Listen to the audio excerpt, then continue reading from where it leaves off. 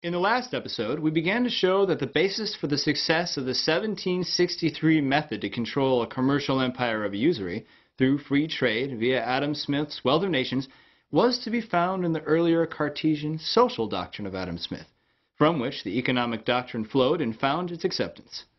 In this episode, you will find the basis for the religious belief in free trade located precisely in the consequence of that axiomatic system.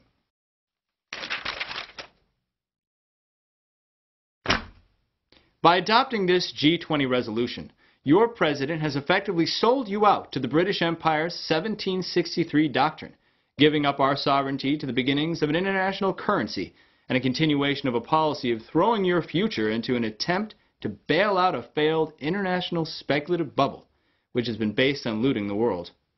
The derivatives never had any value. They were like a card game where the bets are based on the bets of a card game in the room downstairs. But the assumption which the G20 attendees agreed to is that they always did and still do have value. For Lord knows, we could never get rid of the derivatives market, for where would wealth come from? No, we must maintain the sacred rights of the private property of the hedge funds. Don't try to tell me Article 1, Section 8 of the U.S. Constitution deems our derivatives trading unconstitutional. Without it, where would wealth come from?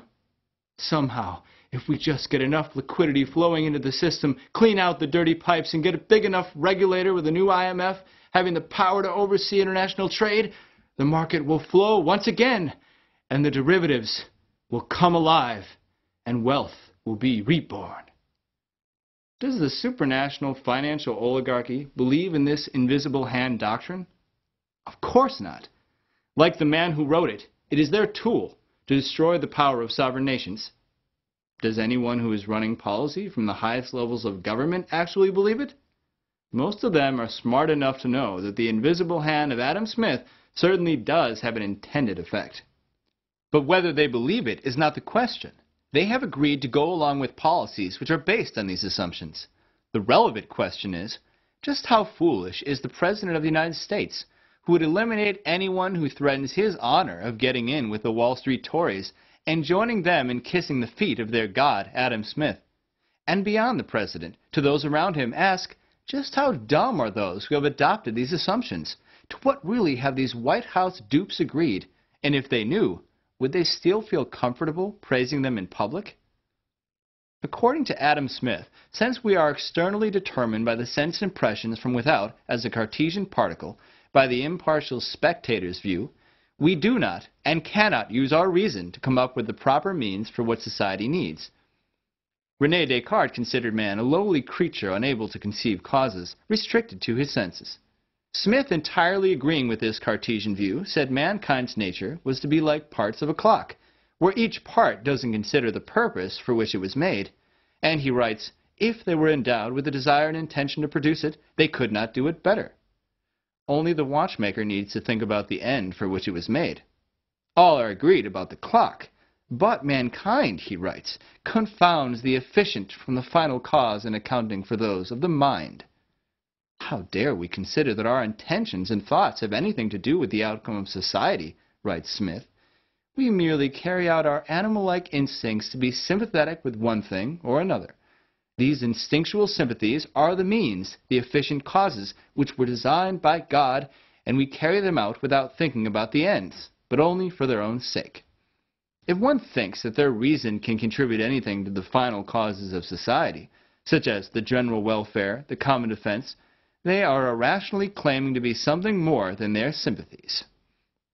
Although we are in this manner endowed with a very strong desire of those ends, it has not been entrusted to the slow and uncertain determinations of our reason to find out the proper means of bringing them about.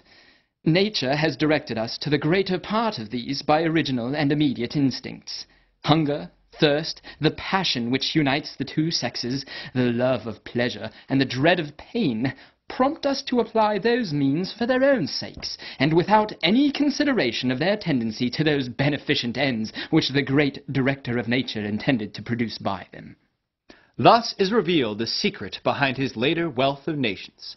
Smith notes that everyone who is contemplating what makes something beautiful knows that utility is one of the sources of beauty.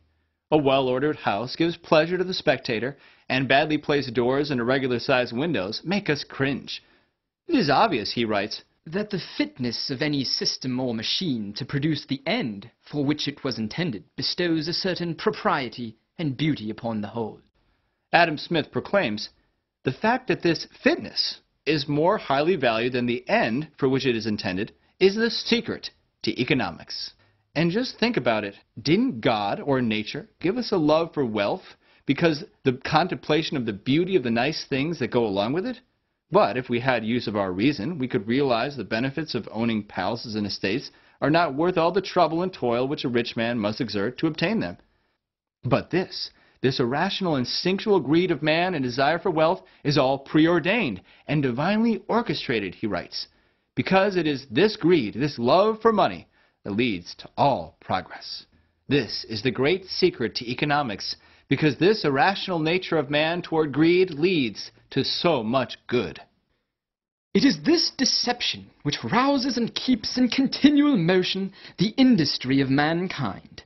It is this which first prompted them to cultivate the ground, to build houses, to found cities and commonwealths, and to invent and improve all the sciences and arts which ennoble and embellish human life.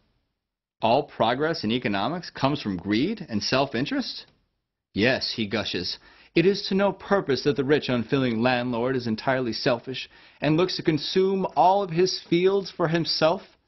Don't worry about the fact that the individual's pursuit of wealth creates an unequal distribution, because in the end, he can't eat it all, because his stomach bears no proportion to his greed and will consume no more than the peasant.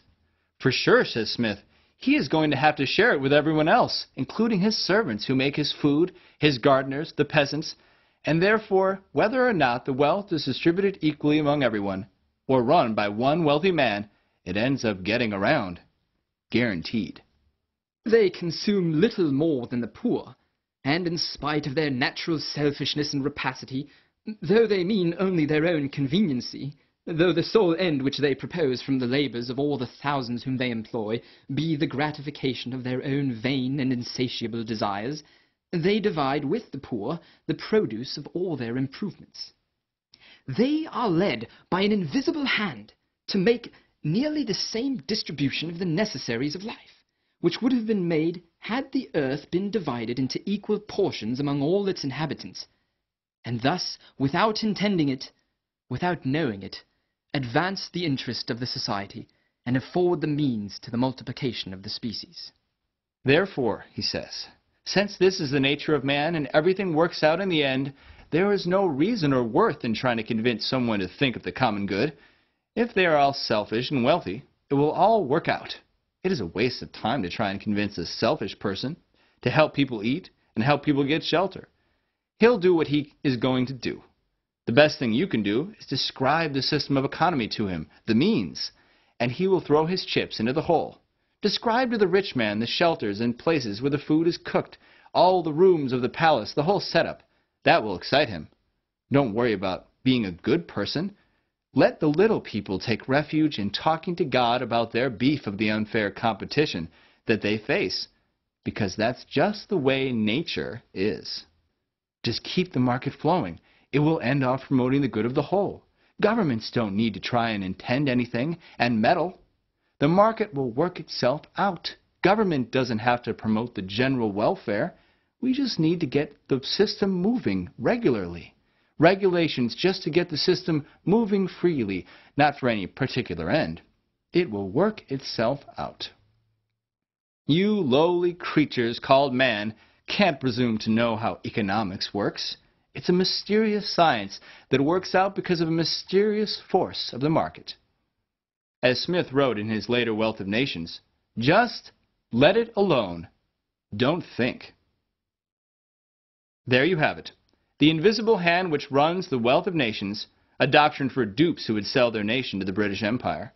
All the while Smith laughing with Shelburne that this doctrine of means and ends might just be accepted by people stupid enough to believe it. He didn't think society and economy is based on selfishness and greed. He knew society was run by an oligarchy trying to maintain power, and merely the instrument to get them to adopt a doctrine that will destroy it.